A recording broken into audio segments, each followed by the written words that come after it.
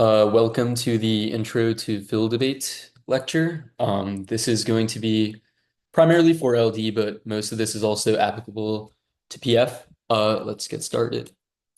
Table of contents really quickly.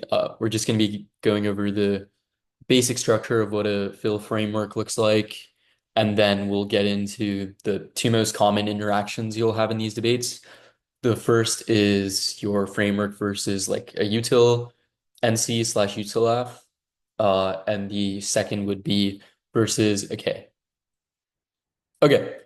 So I guess part one is the basics of Phil. I guess we can first talk about what a framework is. The purpose of a Phil framework is essentially to come to an ultimate description of what it means to be good, right? What entails good, what entails bad, and what agents, i.e., like philosophy slang for people, actually are and what they should do. And frameworks come into general modes. The first are intent-based, which is basically the only thing that matters when describing whether an action is good or bad is the intention of that action, right? It is irrelevant whether or not that action produces good or bad consequences insofar as the intentions of that action is good. Uh, and the second one is the opposite of that, which is that the consequences of your action is like a relevant ethical consideration. Uh, and the ultimate goal of a framework is to bridge what is called the is-ought gap, right? Which is just the question of how we can derive what agents ought to do or what ethics look like from the world, right? What we know about the world, the way that the world is structured, the way that interactions between agents are structured, etc. Which is what we would call going from a descriptive premise, i.e., describing this is what the world is structured and how agents interact with one another, and then going to the premise of given that that is true, what should agents seek to good? What should agents seek to do to maximize the good?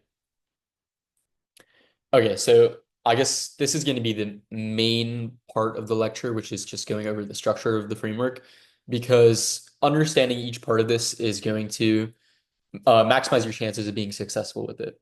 So the first part of that was the descriptive premise that I was describing, which is what we would call a meta ethic or a starting point, which essentially describes the way that the world is structured, right? So a lot of examples of this would be like util, for example, would start from the premise that naturalism is true, moral good or moral ought is derived from natural properties. Kant might start from the premise that we are all practical reasoners, i.e., we can all like rationally deliberate with the contents of our minds and then determine, given that that is true, what we want to do. Constructivism might say that there is no universal good, but rather that universal ethics are constructed between agents, uh, that sort of thing, right? It's a description of what the world is. And then, given that is true, we will try to bridge the gap between this description of the world to what agents should do with our several internal links to our framework, right? So I think like the easiest way to conceptualize this might be with like a util framework, right? Like, naturalism is true. Given that that is true, uh, the natural properties which are ethically relevant are pain and pleasure. That would be your first internal link. Given that that is true, we should seek to maximize pleasure and minimize pain. And given that that is true, it would eventually lead us to our conclusion of, what many util debaters would call like hedonistic act util, right? And that would entail, preventing extinction. Uh, Obviously, that's not what you're going to be reading if you're watching this lecture. So, from the context of Kant, we might start from a meta ethic of, basically the polar opposite, which is non-naturalism, uh, which is that moral oughts cannot be derived from natural properties. The conclusion of that would be that it must come from something transcendental, some a priori reason. The conclusion of that would be that it is some sort of practical reason which allows us to deliberate between people. And then the ultimate conclusion of that, which is what we would call your standard or your AGP or action guiding principle, is that in order to respect each agent as a practical reasoner, we should not violate their freedom. We should be able to universalize ethics. You should be satisfied with everybody doing whatever the description of your or whatever the maximum of your action is, things like that, right? So that's the conclusion of the framework. I guess for like the purpose of analogy, the conclusion of a util framework would be we should seek to prevent extinction, right? And that's like the part of the syllogism or framework that you might be familiar with. I guess the next part would be the prefer additionally, right? Which we'll get into a lot more in like a future lecture. But these basically uh, are justifications for why your action guiding principle is good, independent of the meta ethic, internal links, etc. Right? So a really good example of this would be like actor spec, for example, in the context of a util framework, right? Which is one argument that util debaters love to go for, right? Because governments inherently have to deal with trade-offs and consider the practical benefits and harms to their constituents, that is a reason why governments, or given that governments use util, we should also seek to use util in our like ethical endeavors, right? Impact calc is sort of just like a generic term which is thrown out there, which is used to describe a variety of things. For example, reasons why consequences fail could be grouped in there. An explanation of like whether your framework cares about procedural versus substantive offense, things like that, right? Prefer additionally in impact calc, we'll probably go into like how to leverage those things, how to weigh between which parts of the framework matter the most in like a future lecture where we talk about like in-depth fill v fill debates. But for the purposes of this lecture, essentially what you should know is like what a framework is attempting to do. And then of course you have your offense, right? Which is just a reason why the framework that you have chosen either affirms or negates the resolution, right? So for example, on like in a util framework, your offense would obviously just be your contentions, your advantages, disads, whatever, which describe why the action of the resolution either causes or prevents extinction. Yeah. So the reason why you would read a fill framework is pretty much because it is like very strategic at being able to answer and explain things that other strategies cannot, right? Like for example, util Ks, which we'll get into later, but we'll start with util. And I guess a quick like introduction to util, if like you're unfamiliar with it, it's just that we should seek to maximize pleasure and minimize pain, and that consequences are relevant, right? And the eventual conclusion that people will come to when using like utilitarian framework will be that preventing extinction is like should be our number one priority, right? Uh, and I'm gonna start with something that I like to call the rule of four, which is basically util frameworks and pretty much like if you're reading a fill NC, for example, most util debaters will only have four arguments in the 1AR. They might have less than that, but I can pretty much guarantee that they're not going to have a separate argument, like proactive offensive reason to prefer util to like your framework. That is not on this list, right? So I'll just go through each of them, explaining what they are in depth, and then we will go through like what I think the most effective responses to each of them are, and how you can leverage your framework against them, right? So naturalism, which I think I mentioned before, is the idea that we derive moral goods, or like moral oughts from natural properties, right? Pretty intuitive, right? What we see in the natural world, we use that to inform our understanding of the good. And then given that that is true, the thing which, a utilitarian will assert is common to every human, every like agent, is that they intrinsically value pleasure and disvalue pain, right? And the premise that would continue from that, which is, I think, the gap that we'll pretty much be exploiting the most in the fill versus util debate, is this question of the conclusion of extinction outweighs, right? Which is that extinction under a utilitarian framework is the worst impact because, the process of extinction might cause a lot of pain, but it precludes the possibility to pursue pleasure in the future, uh, if that makes sense. And then acrospec, again, is just like a preferred additionally argument, which I explained above, which is that because governments use util, agents should also use util. And again, thinking of the structure of the framework when you're going through the interactions and trying to, boil the debate down to like its most rudimentary parts is really important, right? Like if we go to the slide above, our meta ethic, internal link standard, prefer additionally, like remembering those first four parts of the syllogism, pretty much exactly mirror what we see here, right? Like your meta ethic would be like moral naturalism, right? Following from that is the internal link, which bridges the meta ethic to the action guiding principle, which would be that agents should seek to maximize pleasure and minimize pain. And then the conclusion of that, or your action guiding principle slash standard, is that we should seek to minimize the possibility of extinction. And then a prefer additionally argument would be actor spec, right? And I guess I can quickly go into some like weighing arguments for this. Let's say you're debating another framework, right? Uh, and it doesn't really matter if it's a util framework or like a fill framework, but they have the same exact structure as you, right? And they're like dunking on your internal links, your standard, your prefer additionally, everything, right? Uh, but they've pretty much dropped your meta ethic, right? A weighing argument that you can go for is that given that we have won that this is the starting point for ethics, that means that it excludes the possibility of your framework being true in the first place, insofar as it does not meet that condition, right? So I think a really good example to understand this would be, for example, like a Kant versus util debate, right? If they're winning that like humans are not inherently reasoners, right? uh Humans should not seek to like respect the freedom of other people, and that the government should not seek to like, treat everything as an end in itself, treat all of their constituents as equal, etc.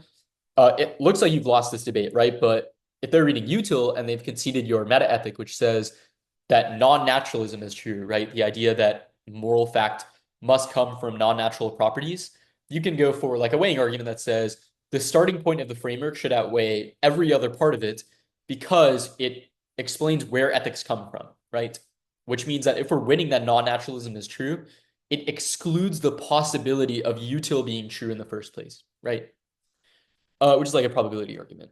The exact inverse of that would be even if you're winning, even if they're winning every single internal link in every single meta ethic, if you're winning a reason why their action guiding principle does not guide action, right, or is unable to explain what agents should do, you can go for a weighing argument that says that that should come first, right? Because even if you're winning that in a vacuum, your framework is true.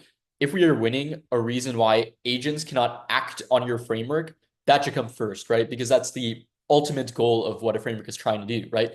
Prescribe what agents should do, what good action looks like. And if your principle cannot guide that good action, then it is ultimately useless. We'll probably go a lot more in depth into this in like a later lecture, but I thought that was just a good like analogy for explaining how util debaters will usually try to leverage these like four most common arguments against your framework. So I'm going to go over how to answer them. We'll start with naturalism, right? Uh, One really compelling argument that I have, which uh, I think is sort of hard to disprove, even like analytically, is the like determinism argument, right? Which is that if we rely on the natural world to inform what our idea of the good is, right? We are restricting ourselves because the natural world can impact us in ways outside of our will, right? For example, our biology or like physics, the like interactions between molecules in our brain, and like electric signals, whatever. Like I'm not like a science guy, but those sorts of things, which are things which we do not necessarily have control over, those natural properties will inform what we do and will basically predetermine whatever our action is, right? And the reason why this is like a really good argument against util is it basically means that we are unable to hold agents culpable for like whatever they do, right? If an agent does not have control over what they are doing, it does not make sense to say that what they did is bad, right? And obviously, these arguments become a lot more offensive when they're combined with things like presumption and permissibility, which will be like a later lecture probably. But I think for now, we should just think of these as reasons why util is a framework that we should not try to use, right? Or why the starting point of util fails. The second argument is the naturalistic fallacy, which is essentially just the is-ought gap, right? Which is, I mean, I think can be used to respond to every single part of util because I think that util is just a big, the entire framework is just a big is-ought fallacy, to be honest, which is that the naturalistic fallacy says that using examples of goodness to define what good is like fallacious, right? I think the example that a lot of authors give would be like the example of yellow, right? We when we perceive yellow, we are perceiving like a combination of like light waves, etc. But that's not what we define yellow as, right? Like we perceive yellow and we define it as a color, which is like an abstract concept that is not premised on like what the natural properties which lead to the expression of yellow is, right? Uh, it's just the is-ought fallacy again. Pain and pleasure. I think the evolution argument or like the evolution objection is really the most persuasive for this. Uh, and what it says is that pain and pleasure or agents only care about pain and pleasure because we evolved to do so, right? It is evolutionarily advantageous for us to maximize our own pleasure and minimize our pain, right? Because that would, maximize the chance that we can survive, have children, which is like the evolutionary instinct that people have, like we have evolved to have, right? Which again is odd fallacy, just because it is evolutionarily advantageous to maximize pleasure and minimize pain. That is not a reason why it is a moral consideration, right? And I think an argument that follows from this pretty logically, like follows from this premise, is the like ethical egoism argument, right? Which is that given that pain and pleasure are only evolutionarily advantageous, there is no reason why I should care about the pain or pleasure of other people. I should solely care to like maximize my own pleasure and minimize my own pain, right? Which is essentially a reason why util would fail as a framework overall, because there's no reason, for example, why a government would care about the pain and pleasure of the people who make it up, right? They would only care about the like pain and pleasure of the person at the top, for example. Uh, Extinction outweighs. This is where I think there's like a little bit of a gap between what util like originally is supposed to say from the pain and pleasure stuff to the extinction outweighs stuff, right? Uh, which is the argument that people will like their 2AR against equivalency will very often be extinction is the worst violation of the categorical imperative. Extinction is the worst like violation of a person's freedom, right? They'll explain or attempt to explain why extinction is the worst impact under your framework, right? Uh the first argument is like that would be one argument. The second argument is what you would call moral uncertainty or like epistemic modesty are two different like words for it, which is that given that we are never 100% certain of an ethical framework or an ethical theory being true, we should try to stay alive to continue to deliberate about that until we achieve the correct ethical conclusion, which would be like a reason why like we should seek to follow the utilitarian framework until we're able to determine what the correct framework is, right? Which I think sounds circular because it is, right? But there are, reasons why this sort of line of argumentation fails, right? I guess we'll start with the first one, which is the argument that extinction would be the worst violation of whatever your framework says, right? Which is that most fill frameworks have a distinction between instrumental and intrinsic value, right? Instrumental value is the idea that uh, we should we have to be alive to engage in ethics, right? Intrinsic value is what your framework says, right? So their argument conflates the two.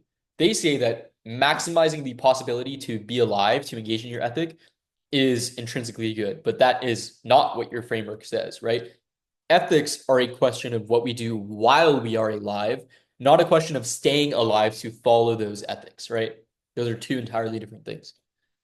And then the epistemic competence argument would answer the modesty argument, right? Which is, like the resolvability argument. There's no way to like calculate the probability of a framework being true, which means that we should default to, on the flow, just looking at who is winning, which framework is true to determine who's winning offense to that framework, right? Another like sort of way to look at this extinction outweighs argument is like winning that your advantage like turns my NC is the equivalent of me saying like my freedom violation turns your framework, right? Like those are two different things. They conflate the like framework debate and the contention debate, and like they're two fundamentally separate things, right? And then actor spec. I think the first one, which I think is the most true argument, is that it's like wrong, right? Like for a util debater to win actor spec, they have to win that governments literally can only use util, right? Which is not true and is proven by the fact that governments have like deontic side constraints, right? Like a government can never violate the civil liberties of a one of their constituents, even if it were to prevent extinction, because it's just a violation of like things like the Constitution, things like natural rights and the law, right? Like governments have side constraints which disprove the conclusion of util, right? Second would be, well, obviously, like you can apply this to every argument here is odd fallacy just because the government uses util. That's not a reason why they should use util. But the second argument would be, well, that means that your framework is not normative, right? Because if we're winning that util is false, and you're winning that governments use util, it means that that is actively bad because they are following the incorrect ethical framework. If that makes sense. I guess I didn't explain what normativity is. I'll go over that later as well, but I'll quickly cover it here. In the context of like a field debate, it is the idea that your ethic must be able to explain every instance, every possible ethical situation. Like even if it's not a like actual ethical situation, it should be able to prescribe action in every single like circumstance, right?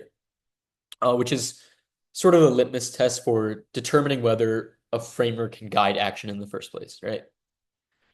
Uh, this is how you would answer each part of the framework, right? Uh, these are going to be your bread and butter like impact calc arguments, right? And these have a lot of good implications, and I think going for one of them and being able to really explain what it says is something that I haven't seen a lot of people being able to do. So what I'm going to do is I'm going to go over each of them and explain what the implications of them are. So the first is what you would call the like act omission distinction, right? Which is the idea or like the debate between whether agents should be held culpable for things that they decide not to do, right? For example, util would say, or like act util would say that we should seek to do things which maximize pleasure and minimize pain, right? Like, I'll give you an example. The conclusion of that might be that I should be like actively trying to like save or like donate to the homeless, donate to charity, and being able like to try to cure cancer, things like that, right? Like things which would seem untenable in certain situations. And it also seems unintuitive to say that it is immoral to not do those things, right? Uh, for like the question that a lot of people ask is, if a baby is drowning, I guess this gets in the second argument, which I'll explain in a second. But the conclusion of the active mission distinction is if you win that there is a distinction between the two and like your neg, right? There is no reason to do the affirmative because we don't have an obligation to actively do things, right? You can just omit out of doing the affirmative, right? And the implication of the active mission distinction is that if agents are held culpable for an infinite number of things that they like actively cannot do at that moment, or like there's always one better thing that they could have done, it will collapse their motivation to be moral in the first place, right? The second argument is the intent foresight distinction, right? I think this is the like best argument. This combined with the end states argument, uh, which is that I guess I'll give the baby dying example here. Let's say there's a baby drowning, right? And I save that baby, right? That action in that state of affairs immediately produces a net amount of pleasure, right? And minimizes pain in the short term. But let's say that baby grows up to be like an evil dictator and, causes political repression, kills like millions of people, that thing, right? Act util would say that I am held culpable for the consequences of saving that child, even though I cannot foresee the series of consequences that follows from them, right? Which, similar to the act omission distinction, is like an untenable burden for ethics, and would collapse agents' motivation to be moral, right? And this combined with the end states argument, which is, for example, let's say I stab somebody, right? That action immediately produces bad like consequences, right? It creates pain, it precludes that person from pursuing pleasure, right? Acuta would say that is bad. But let's say after the fact, we find out that that person was about to go and stab 10 other people, right? The only way for us to determine whether the action was originally good is by looking at the end state of that action, right? Which means we're unable to look at the intrinsic feature of the action and say whether or not it is good, right? Tyranny of the majority is like a pretty standard pain and pleasure argument, which is like, let's say we have like 100,000 people who are all watching one person getting tortured. Like if they're gaining a measurable amount of pleasure from that, the pleasure of 100,000 people from watching that person get tortured might outweigh the pain that that one person getting tortured would feel, right? From like a pure calculation standpoint, right? Which is obviously like unethical. These are what you would call pragmatic reasons for why, even if util is true, we should not use util. The induction fallacy is just the idea that we cannot use the past to inform our understanding of what will happen in the future because there is no logical certainty that what has happened in the past will happen again. This argument is probably weaker, but people seem to just like straight up drop it for no reason. Uh, so given that that is true, you'd probably be able to go for this argument a lot. And the masochism objection is just a reason why util is not normative, i.e., some people like pain and dislike pleasure, which means that obviously your ethical framework cannot say that maximizing pleasure is always good because not everybody wants to do that, right? Standard argument. And then another one which I don't have here is there are a lot of cards which say that like policymakers, governments, scholars are like just terrible at predicting, right? Like they literally are more likely to make an incorrect decision than a correct one.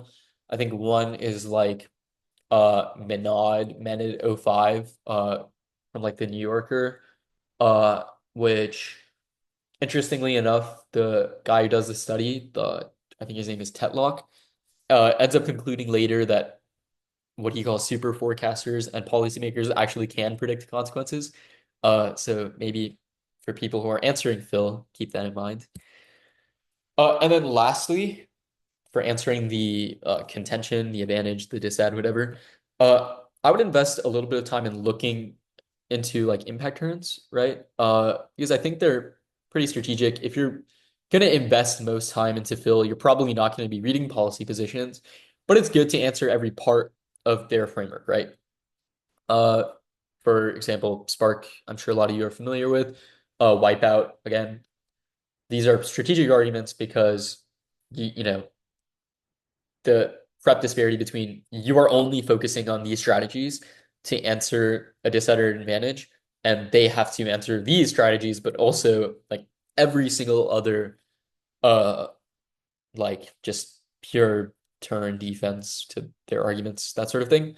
And also I think it's objectively true that nuclear war probably would not cause extinction. I think if you in a perfect debate, the person reading Spark will probably win that side of the debate. Uh Wipeout's also very good. And I think most of the arguments against this, besides just like actual defense, which are like these are morally reprehensible, like saying we should kill the majority of humanity to repopulate is obviously like intuitively like wrong. The wipeout argument that we should kill everybody seems to, in a vacuum, justify like killing yourself, like suicide, for the purposes of preventing you from being tortured by AI. And I think there are a lot of responses to this, like post fiat distinction, that sort of thing. But if you're reading a framework, your response to it should be, I'm not the one who justified that, right? This is a logical extension of what util would say, right? Util would say that we should care about pain and pleasure only and preventing extinction. And I have told you how to do that as per your own framework, right? I have not justified that that thing is good, which is why I've written an alternative framework. So I would invest a little bit of time in probably looking at these sorts of things because if you're becoming a field debater, you'll probably end up reading a lot of impact turns as well. Yeah. So Okay, we'll go into K's now. Uh, so K's, I want to preface this by saying there's not like a correct side to the debate, right? Uh, but you know, K's and Phil are sort of the exact opposite in a way, but they're also seeking to like answer a very similar question, which I guess we'll get into, right? So the question that your framework asks is how do we explain what the good is, right? We start from the premise of this is the way the world is structured. Given that is true, how do we respect agents in a way that like respects their agency, whatever your framework says is good, right? A K says that there is some structure that causes violence in the world, and we should seek to resist that structure unconditionally. It will win like links that say that you are racist in some way. And it will say that we should not need to have an explanation of what is good or what is bad. We should just unconditionally reject things which we intuitively know are good and bad, right? And the your main tools against this sort of line of argumentation will be ideal theory and normativity, right? So obviously your framework will be able to say that racism is bad, right? So given that that is true, ideal theory is the idea that we should strive towards what the world should look like, absent an account of what the world currently looks like, right? Like we cannot change the past, even if they win a claim that says that the government is structured in like a colonial, anti-black, capitalist, whatever their theory of power says, we should strive to have the government do what is good according to our ethical theory, right? Because if the case says that racism is bad, right? Your framework has a built-in explanation that explains why racism is bad, right? Can motivate others to follow that explanation of why racism is bad. And not only that, it is consistent with the topic, right? Which means that if their alternative is like, let's say, rejecting racism, and you have one that the topic is consistent with rejecting racism, that obviously means that your like affirmative or doing the topic is a good idea, right? It's like pretty intuitive. The normativity argument is sort of like comes in two modes. The first is that an explanation of what is good and what is bad is necessary to ensure that in the world of the alternative, people like act morally, right? So let's say in the context of like sect call, for example, right? They will say that the government is structured in like opposition to indigenous people due to colonization, and any government action intrinsically requires the like elimination of indigenous people, like the subjugation of and the theft of their land, that sort of thing, right? Uh, and your argument would be first that the topic is consistent with rejecting colonialism, which would be the first part. Your second argument is let's say we do the alternative, right? Absent an account of what is good and what is bad, things which are not solely colonialism will continue to happen in the world of the alternative, right? Like lying, stealing, killing, etc., right? So unless we can explain why those things are bad, those things will still exist in the world of the alternative.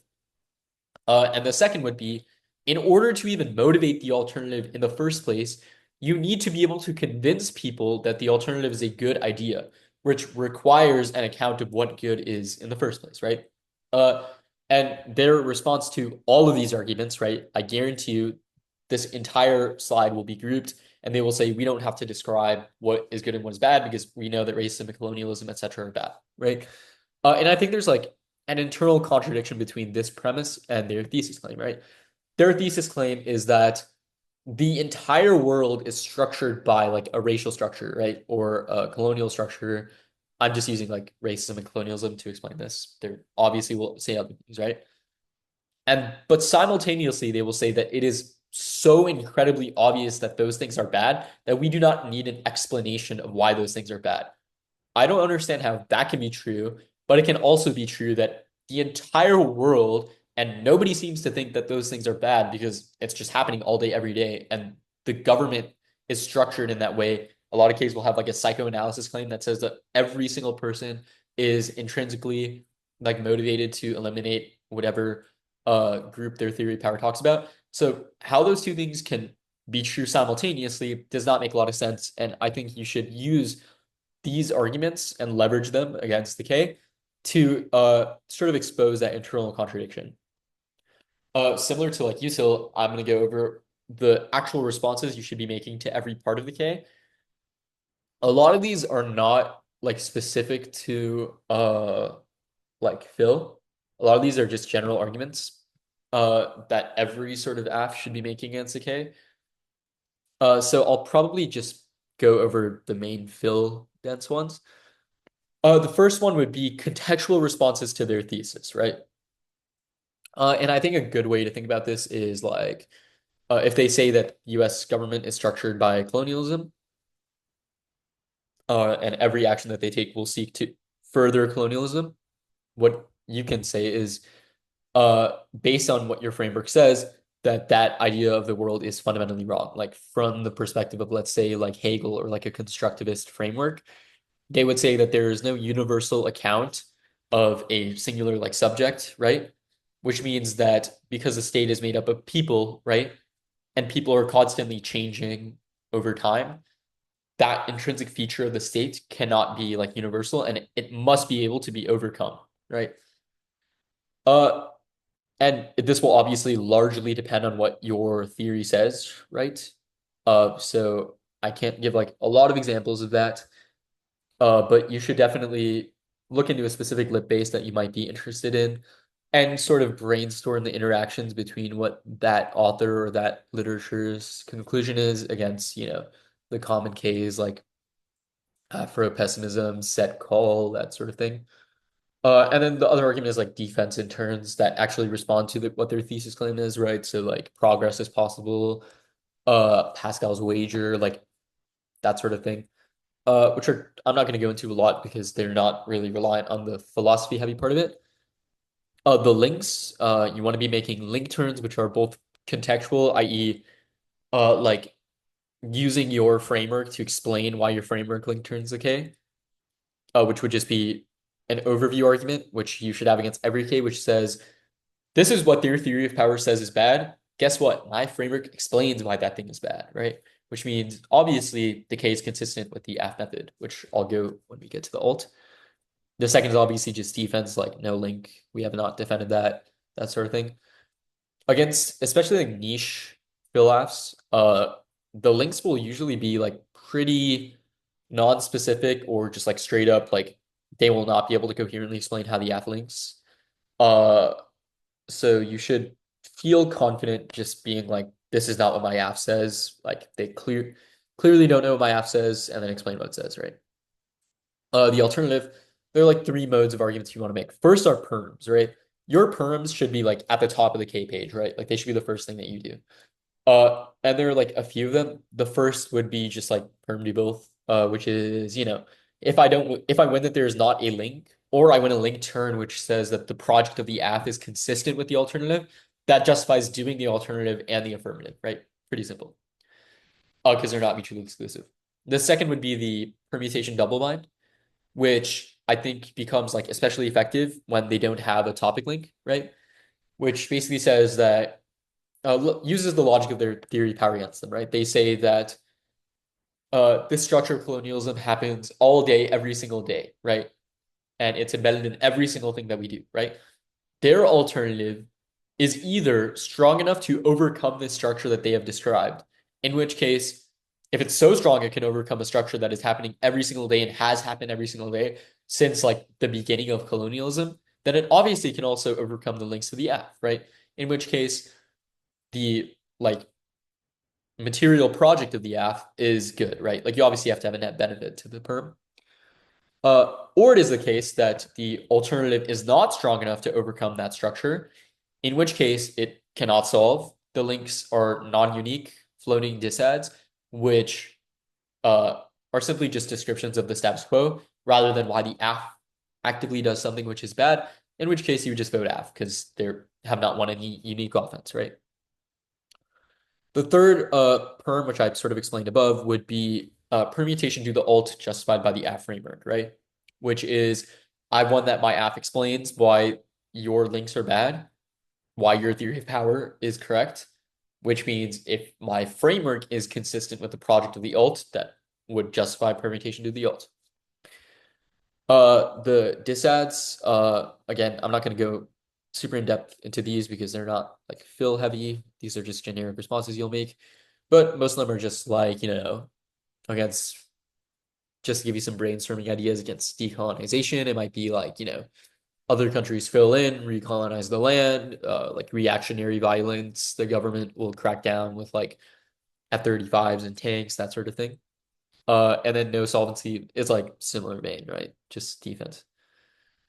Uh, and then framework, which is, probably the most important thing to respond to densely because even if they win framework, it doesn't matter whether you're winning that your AF is a better method for resolving whatever their theory of power is, because it ultimately just comes down to like whatever your representations are, right? Uh, so again, none of these are really fill heavy responses, so I'll just like quickly explain what they say. The plan focus argument is that anything which is not a link to the plan is unpredictable, uh, infinite, and unfair. Uh, the judge choice argument is just that you should stake the round on accusations of in-round violence. And like the third argument is sort of a net benefit to that, which is that technical litigation incentivizes like trivialization of real world problems for the ballot, which, delegitimizes real movements and commodifies their impacts for the ballot, right?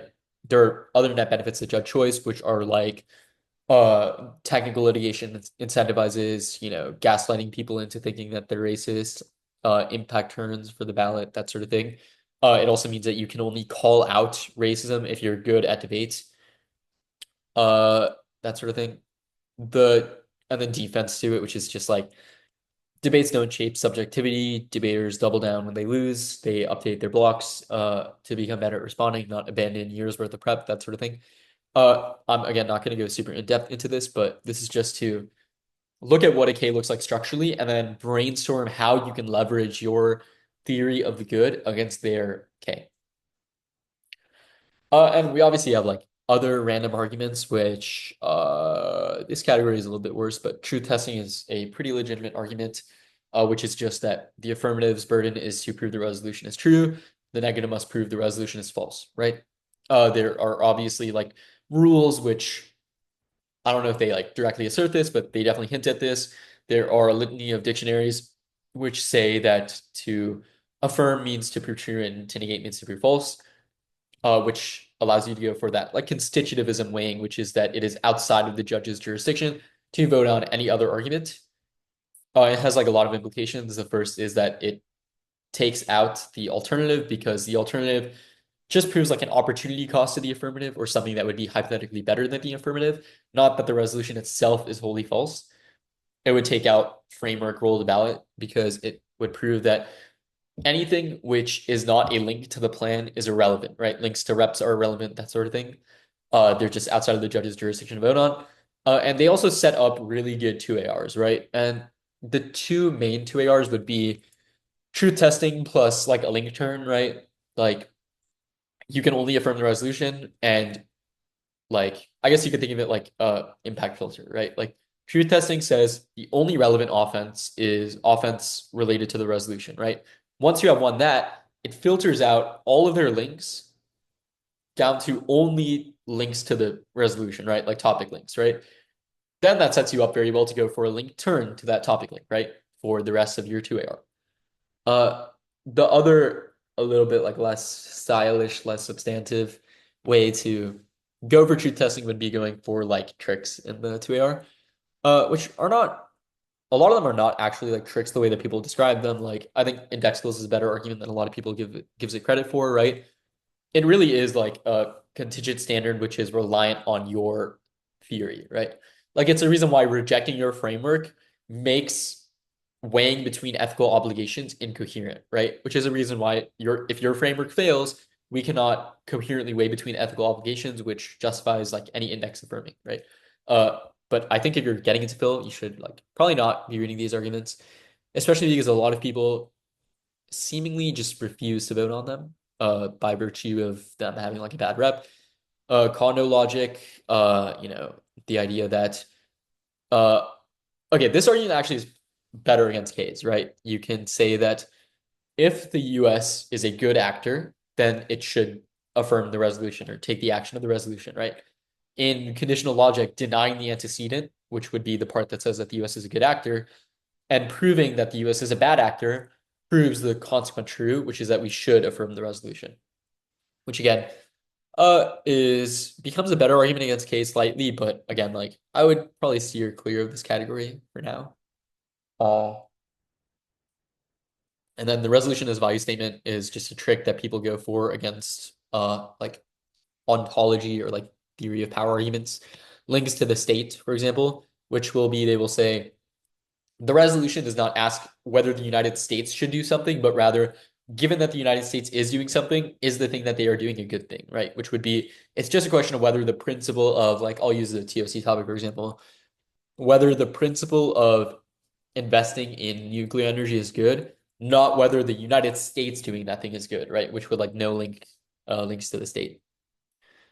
Uh, that's about it.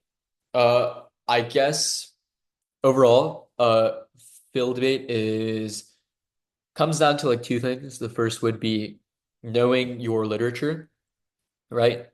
Uh, and when you know it better than your opponent, you're able to explain it better and explain how it interacts with what your opponent's argument is, right? The second would be strategy, right? Using a field framework is definitely the most like strategically heavy way to debate, right? There's a lot of moving parts, there's a lot of explanation that is required. But at the same time, if you are more like technical than your opponents, if you are more, strategically gifted than them, it will serve you to your advantage to use field debates, right? To answer stuff. So thank you for watching, and I'll see you in the next lecture.